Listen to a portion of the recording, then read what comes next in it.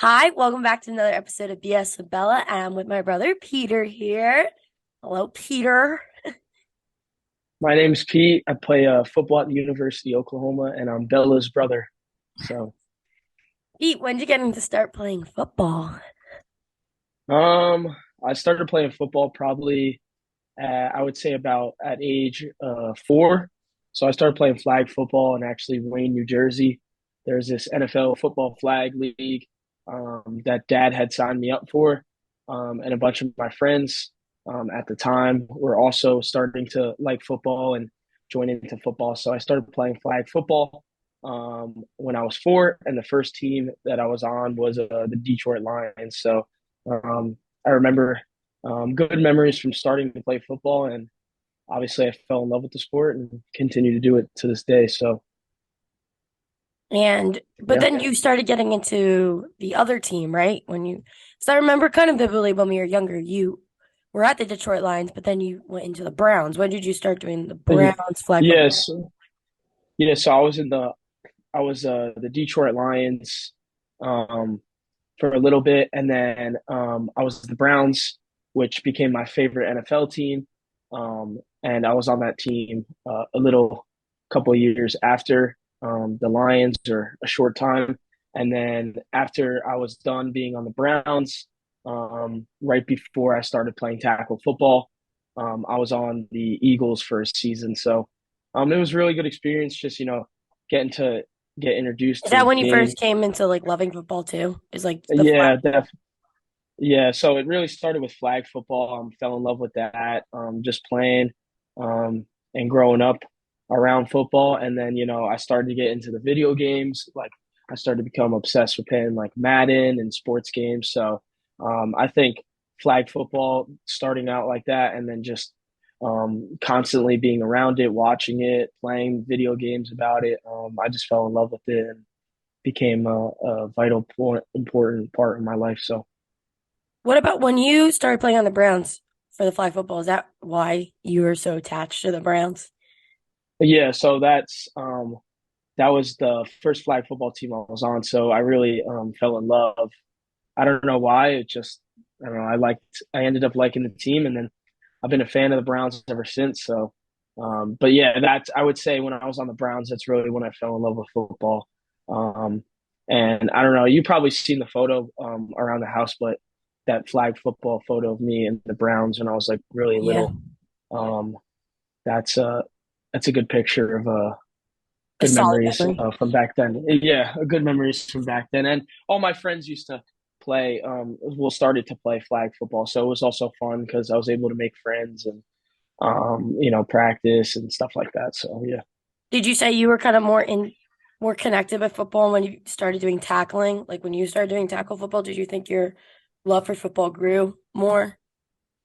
Yeah, definitely. So it really, flag football was kind of like an introduction because there's no tackling and stuff. You're pulling flags. So I was introduced to the game then. That's when I started to love the game. And then as the years went on, playing tackle football, starting in third grade, I had a really good Pee Wee football coach, Eric Knight, and he really helped me fall in love with the game even more.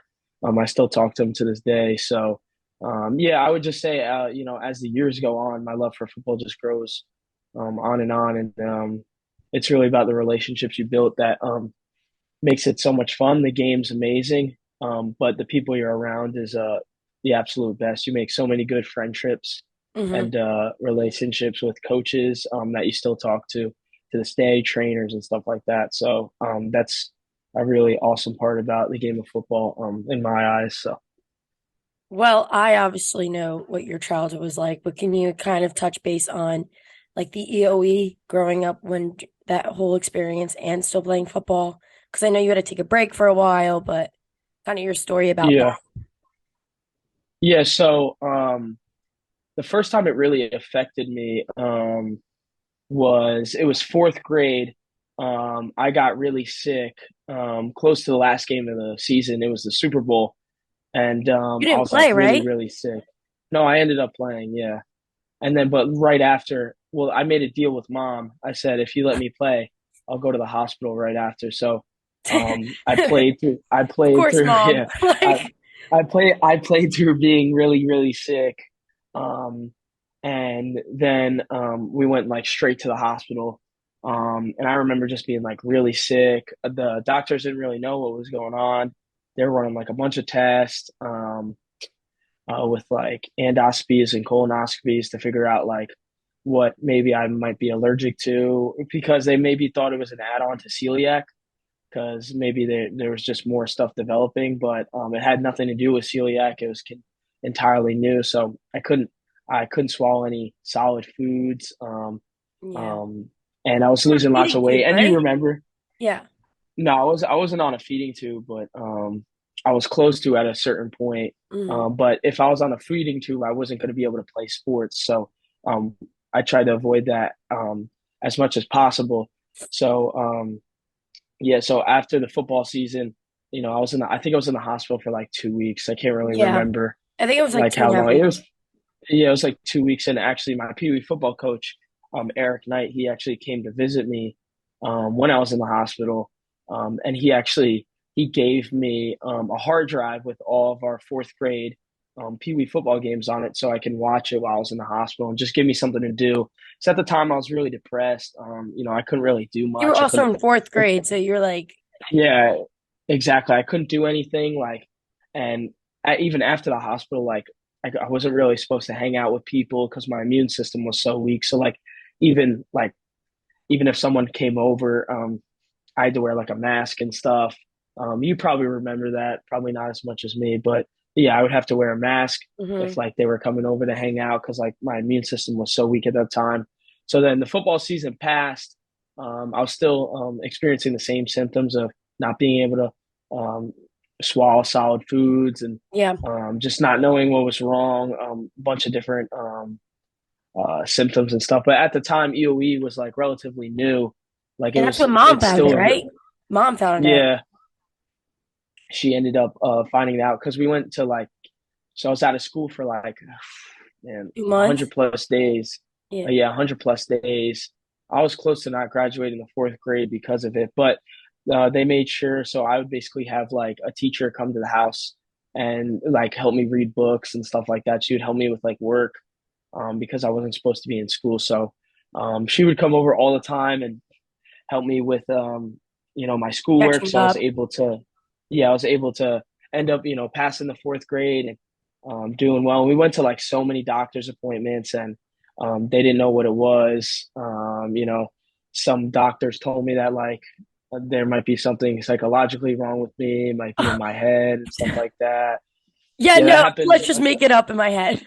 Yeah, I don't know, but how it is sometimes. But then yeah, so mom kind of helped find it. It was really Jay Kashkin, Dr. Kashkin, and I still talk to him a lot to this day. He helps me out with just navigating it and stuff like that. But Mhm.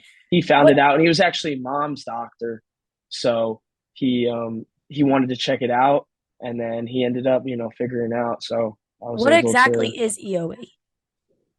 So so basically, I'm allergic to these certain foods.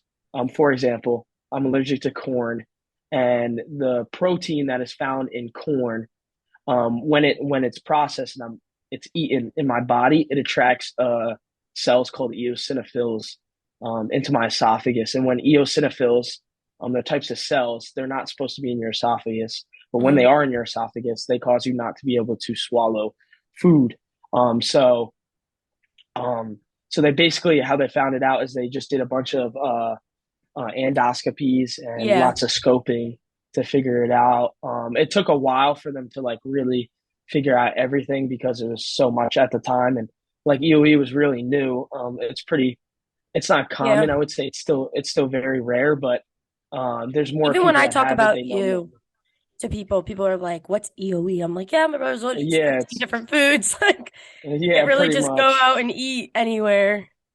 Yeah, no. So I mean, it's more common now today, but like back then, there was like really not a lot of knowledge about it. So like that's why it took so. That's why I was out of school for like 100 days and I Yeah. had to do like all these tests because they just didn't know there wasn't a lot of education on it. Yeah. So And also being allergic to like having EOE, you're also allergic to gluten, dairy. So it's like so much. other Yeah, stuff so being on top of that. How did you recover to get back into playing football after 100 plus days, almost start graduating fourth grade, then the fall comes around? How was your body? Like, what were you doing? yeah, so I would say, after the 100 days, I would say my body was pretty weak because it just wasn't, I lost like 20, 25 pounds Yeah, during that span of time. Like I really couldn't eat, sit down and eat a lot of meals because like I said, they didn't know exactly what I was allergic to at that time. So, it was really tough just like getting food down and trying to, just, maintain or anything. So, yeah, after I was put on, medication for it, and Dr. Kashkin got it all figured out. Um, I slowly started to, just eat more. And, it was a big adjustment because it's an entire new diet. I went from just having celiac and being, 50% lactose intolerant to now, like you said, 15 new food allergies. So it took a lot at first. Like, I didn't really understand it. It was really confusing, but mom helped me out a lot. And dad too, they were you constantly know they're watching reading. this, and mom's like, "Yeah, I did." They would constantly, read labels. Obviously I do it now for myself because I'm at college, but Yeah, when I was growing up, they would read labels and, kind of walk me through like what exactly I should avoid in each food and what derivatives are not okay, yeah, and stuff like that. So, I mean, the recovery kind of took slow. It was just more of a big adjustment and just getting back to the swing of things because I didn't technically miss any football because the season was over. I was able yeah. to play the entire season, and then I got sick. So um, I'm not sure if I was able to play lacrosse that year. I don't think I'm you not were. sure. Yeah, I don't think so because it was the springtime. Like, Yeah. so I got sick. I got sick like mid-November. So I You was sick also like did stop playing November. soccer.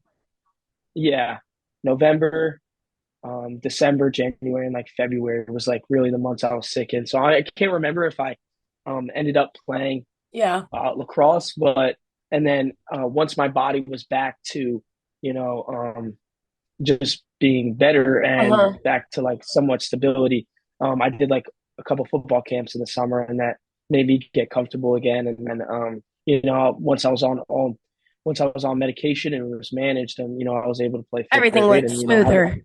yeah, and then haven't really had any problems with it since I was diagnosed in fourth grade, so which is good. But yeah.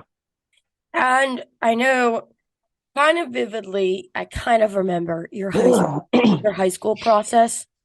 How did you decide you wanted to go to St. Joe's during that time?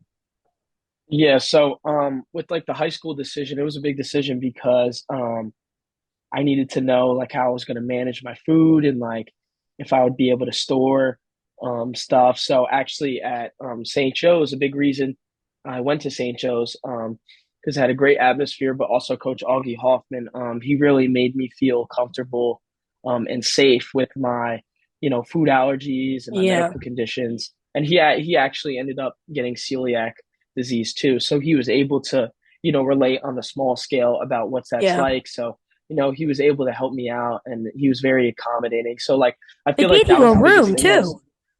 yeah, so I had a room where like I would store like food for lunch, keep it in the fridge because I couldn't eat the school lunch. So I had to make my own lunch and most of the time it would be like cold cuts with like Yeah. specific gluten-free bread and stuff. So it all had to be in the fridge. So I didn't want to put it in a lunchbox and walk around with it all day or let it Just in get case it gets nasty in my locker. contaminated. So Yeah. yeah, exactly. So I just put, that there was a fridge in that room. Um, that's where I would like store some snacks and Yeah. foods and stuff like that. And there would be like water in there and stuff just in case I needed it. And yeah, but when it came to high school, the big thing was just like comfortability.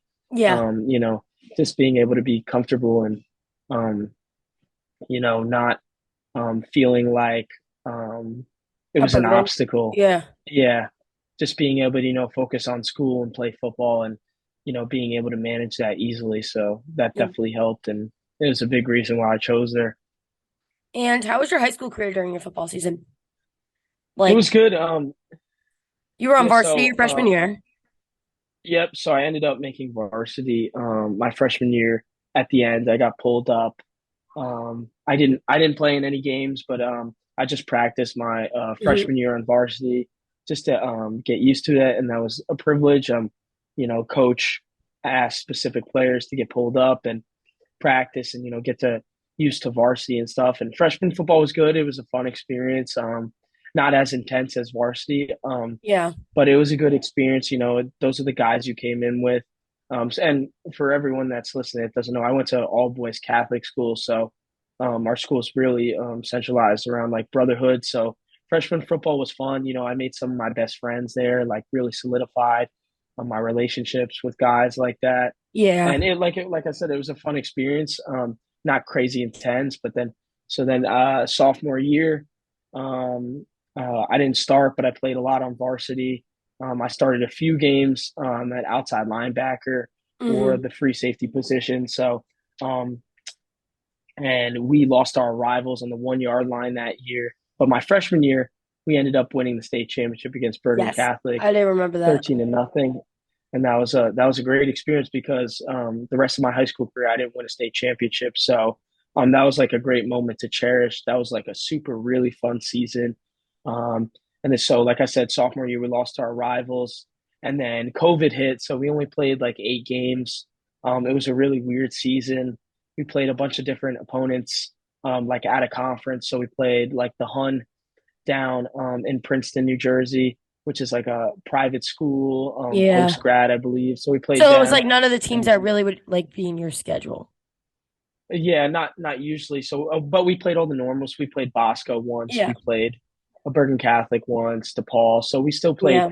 majority of our opponents, but there was no playoffs.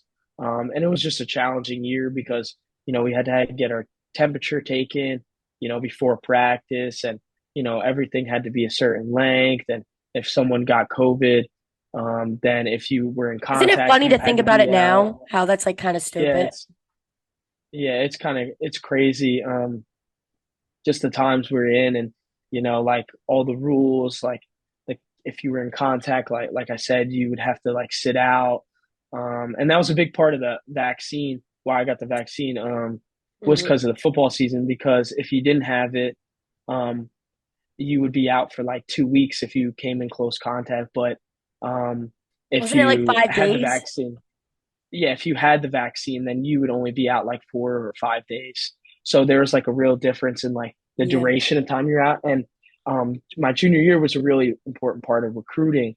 And I absolutely couldn't miss any games. So I had to make that decision um, to make sure, I didn't miss any games and that I was Hmm. there because there were so many rules in place. And then my senior year rolled around since we didn't have no playoffs. Junior year was kind of, we just played 8 games and didn't feel like it really happened because, like, Did you want to each say fan, each, like for the recruiting process, like even with football coming from junior year with no playoffs, like did you say like you were kind of scared with like your film and stuff that you really didn't have a lot to show, so you had to like really yeah, prove yourself senior year?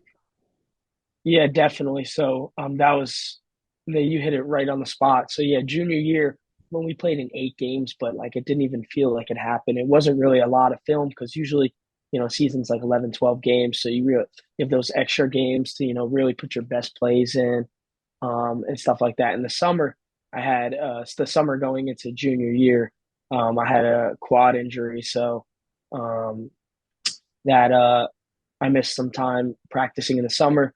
But besides that, I didn't miss any games. But it was tough because but everyone faced it. Everyone, didn't have a Yeah. lot of film. More states played more than others, Yeah. but it was real tough in the recruiting process because like the NCAA granted everyone an extra year of eligibility, like a COVID year. So Yeah. all those guys would stay, and then they wouldn't have to, offer scholarships to players in high school. So it was definitely concerning, but that's why senior year was so important for me. And I didn't have any offers until like October of my senior year. So it really happened late for me. Yeah. Were you I'm blessed scared? that I it know still you were having happened. like so nervous. Yeah. Yeah, I was definitely nervous, because, you're calling and texting all these coaches, and, you think you're going to get offered and then you never do. And you're like, you're scared because your future's in their hands essentially. But um, you just got to keep staying on top of it. You only need, one coach and one school to really believe in you. So that's why senior year was so important. So senior year, started every game, Hmm. just like my junior year, and had a really good season. Um, we fell short in the playoffs again to our rivals, Don Bosco, unfortunately. But you had a Um, big play that but really helped you put you on the spotlight. yeah, yeah, definitely. So we played them twice. We played them once in the regular season, once in the postseason. So yeah, so I really played my best high school game against them. Hmm. Um, in the regular season, I had a fumble recovery, a forced fumble, 106-yard fumble recovery for a touchdown, which is the longest in state That history. was all Um, over New Jersey when that happened. yeah, yeah. When that happened, it was big news. And then I had 15 plus tackles, so that was like the best game in my high school career, and it really helped my recruitment. So yeah, that's just a summary of my high school career, and Yeah. high school was fun. I had a great experience at St. Joe's, and I got my jersey in the background, just because I'm far from home, and like to look at it, reflect on good memories, and I made such good friends there, and Hmm. my best friend, Jalen Wade. I met him at actually the football camp that I went to after I had EOE in fourth grade. And he's from Westfield, New Jersey, and we ended up going to the same high school, and we really became best friends. And like, I look at him as like a brother. And it was awesome that we were able to go to Yeah. high school together. So How'd you end up at OU? Can you kind of touch base a little bit on that? Because I know you were really got close it. to going to Clemson. Yeah. So the story with that is, so I was in contact with Coach Venables going into my senior season, um, and he really wanted me to come to Clemson's camp so he can see me. He really liked my film. We had a couple conversations. We're starting to build a really good relationship, through Yeah. recruiting, and stuff like that. So he told me, Pete, come down to Clemson's camp. Here are the dates, basically, and show me what you got. So I made it a priority to make That's so there. I scary. think yeah, it was definitely intense, but I think it was like June 4th or June 5th was the camp date. I'm not entirely sure. So um, I go to um, the camp and I do really well. Mom and dad brought me. You guys didn't come because it was in Oh, summer. I don't know what you guys were doing and stuff, but so we drove down to Clemson. Um, so the day before the camp, we got a tour of the facility yeah. by a graduate assistant. It was awesome. And then the camp was the next day. So I went to the camp, did really, really good. Coach V was impressed with me. And he offered me a PWO spot. Um, and I was extremely excited. What's a It was an PWO? opportunity. Potential walk-on? Okay, so it's a preferred walk on. Okay. So that's what it is. And so he offered me that. And where was I? With the Forgot. So he Clemson? offered me, Yeah. yeah, yeah. So he offered me the PWO, and like I said, I was so excited because it was an opportunity of a lifetime. I mean, Yeah. Clemson football, any Division One college football is big time, and it's awesome. So I was really really excited. So then from that camp, I ended up going to the Duke camp right after because it was nearby. Just hitting a had been in contact with them too. So I went to the Duke camp, did really really well. Um, Never ended up getting offered anything by them. Um, but anyway, so um, uh, Coach yeah, V. so yeah, Coach V. So like I said, after he offered me the PWO, we On continued to contact. maintain contact. Continue to build our relationship, and then I forget when it was. It was towards the end of the college football season, I believe, the regular season, It and was there were winter rumors break, that right? It was winter break around um there. yeah, probably a little before then. I'm not Yeah. sure exactly, but there was rumors that he might leave and become the head coach at Oklahoma. So, I decided just to apply to Oklahoma just in case he ended up coming back and offering me. Hmm. Um, And I was right. Like 3 weeks later, he hit me up again, and we started, we Talking. started talking again, and then he offered me a PWO spot, and then I was already admitted into the school, so it was an official offer, an official PWO offer, and I was super excited because I really wanted to go to Clemson. I really wanted to play for him, and um, uh, Regardless where he then went, he you were gonna left. take. Yeah. Yeah, yeah, and I wanted to, he's a great coach, and I want to follow him. I really want to, learn from him and stuff. So, like I said, I was so excited when I was offered that spot by him. So then, we visited. Um, we flew out to Oklahoma, visit the campus. Um, never been to Oklahoma prior to that, and Yeah. really ended up loving it. I had a great experience, um, a great visit. And, I decided, I think it was 2 days or a day after my visit that I committed. So I committed, and, that's how I am here now, How pretty was your much season this 25 year? hours from home. Yep. How was your Yeah, season? 25 hours away from home. Our season was okay. We were 6-7. It was a whole entire new system.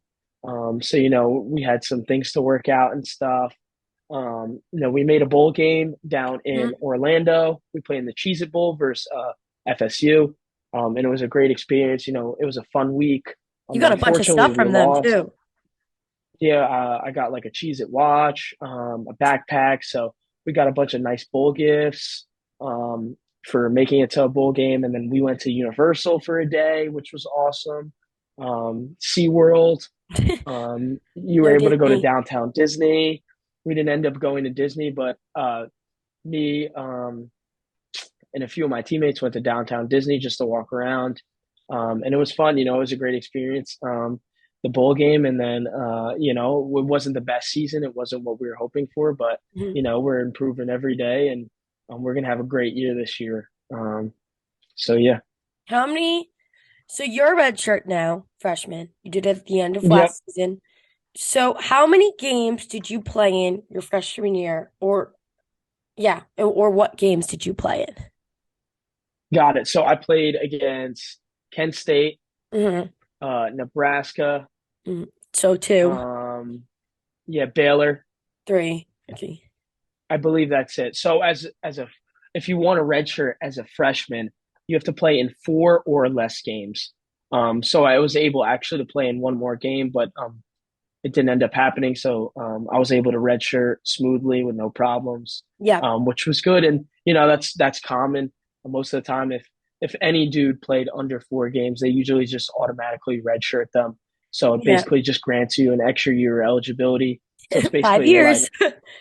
yeah, it's basically like it didn't happen. So, now I have a full season under my belt. I know what it's like. Mhm. And now, I could just work to continue to improve, and, I'm just focused on getting better every day, and, being a great teammate, and I'm just working as hard as I possibly can to, make an impact and bring value to the locker room and to the team. So, yeah.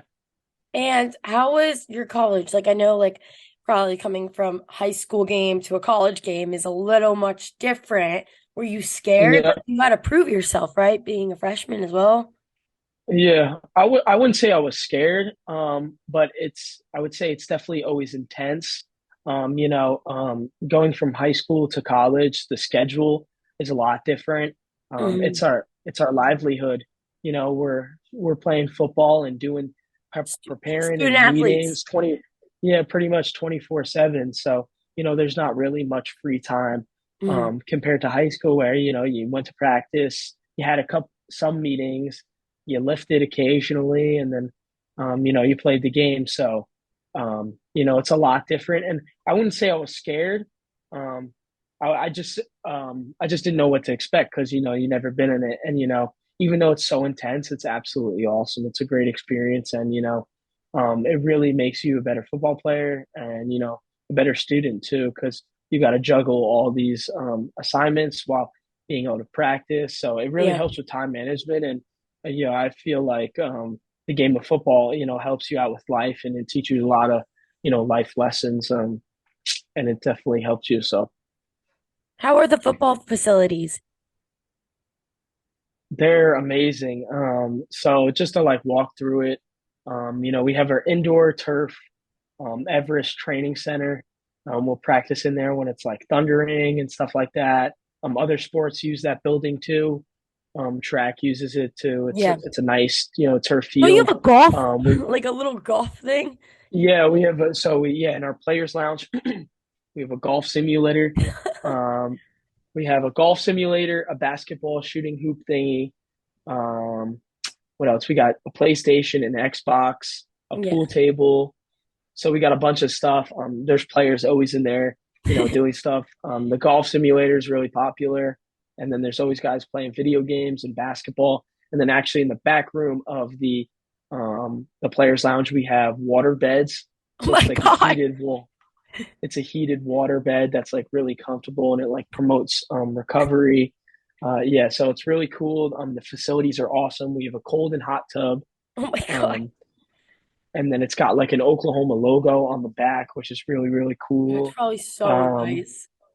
yeah, it's always awesome to jump in there, and we just have amazing facilities. We eat upstairs and something called the 300 Club.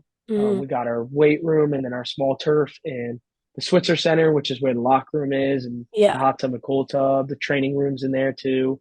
There's a nutrition counter with nutritionists that And you have make a chef too, right? yeah, so there's a bunch of chefs upstairs that cook, and then like I said, there's nutritionists that provide supplements and Mm, smoothies for us, recovery shakes, and that's so nice. food and stuff. Yeah, we're treated very well, so um, it's awesome, and the facilities are great. We're actually getting a new facility in like 2024, or it might be 2025. I'm not sure, but I think I'll be here For um, that. hopefully. Yeah. And you have a chef. Hopefully it's done. Yeah, yeah, there's a chef at Headington that also, helps make food for the team and for Yeah. me. And she's great. Chef Kelsey. She's Kelsey Trent. She's great. With my food allergies. I text her 50 minutes before. And she'll just make me whatever, poke bowl or Oh, pizza. love a poke bowl. Yeah, she makes great stuff. But yeah, I'm really excited for that new facility. That's going to be awesome. I'm Yeah. praying it's done, but So you could use it. and I'm still here. I heard it's going to be absolutely insane. So Yeah. How is yeah, balancing everything? Like, are you close with your coaches and stuff? yeah. So balancing everything. Like I said before, we have tutors and Hmm. academic advisors that help us manage the time management and stuff like that. And then our coaches will send our parents a grade report. For example, my Mom position loves coach, that grade report. yeah. For example, my coach is Coach Hall, so I think he does it either once a week or every 2 weeks. He sends mom my grades, and like there'll be notes like if I like failed a test or missed an assignment or something like that. But So they're on I have top of a you. yeah, they're on top of you. They're on top of your grades. They got to make sure you got to make sure you stay on the field, you stay healthy. And, I have a great relationship with all my coaches, especially Coach Hall and Coach Venables. I talk to them on a daily basis. I'm constantly communicating how to get better and what I need to do to, keep my grades up and stuff like that. So there's definitely always an open line communication. It's good to communicate and Yeah. have a good relationship with them. And you're close with your coaches, right? Yep. And what any advice would you give a kid in your position that either has a food allergy that plays football or kids that are going into college football? What advice would you give them? So for a kid with, medical conditions, if he's going into college to play a specific sport, I would just say, you need to advocate for yourself. You need to over communicate, Mhm. constantly be communicating with trainers, nutritionists, your coaches. Yeah. They need to know what you need, and you need to know if they can accommodate your needs essentially. So you got to ask questions, you got to communicate. And then for just being a, student athlete in general, I would just say, just soak up as much as you can. Whether it's more learning the playbook or learning life lessons or just being taught things, just soak up as much as you can and, Yeah. make great experiences, make great relationships with your coaches. And yeah, just Like I said, just soak up all the information you can because college is like Advocate. really a time of like learning and growing, and because at some point your sport's going to end, you're not going to be able to play football forever, so Yeah. you're going to have to be able to Have a backup communicate plan. with people, yeah, have a backup plan, communicate with people, and network and make relationships to help you in your life. So How's the game atmosphere there? Like insane, right? Like literally insane. You yeah, guys have to walk. it's absolutely insane. So, we stay at the hotel. Say it's a home game, we stay at the hotel. We leave Friday in our suits. We go to the hotel. We have our meetings at the hotel, team meal, team movie, um, all of our meetings and stuff. Then we go to bed. We'll wake up, pregame meal. We pray. There's chapel, stuff like that, and then we're in our suits a lot. And then we have the Walk of Champions, so basically we walk with our suits through like thousands and thousands of fans, That's so which is crazy. crazy. Sign Screaming your autographs. names and stuff. Yeah, that you sign a lot of autographs. They're screaming your name and stuff. And then it's awesome. It's absolutely crazy. Oklahoma's got the best fans in the country. They're like diehard football. They love the I want to go players. to a They're game so awesome. bad. Yeah, yeah, you should when you get free time. I know you're busy with college, but um, yeah. So the game atmosphere, like the first when I ran down on the Anyone wants to kickoff go with against Kent me? I'll be a State, fan. yeah, we got we get how many tickets do we get? Or I believe it's four. Yeah, four for each home game. Um, but yeah, the atmosphere is absolutely insane. Like I remember when I ran down on the kickoff, um, when I went in for the first time against Kent State, it was like such a surreal moment. Like the atmosphere, like just straight chills, unreal.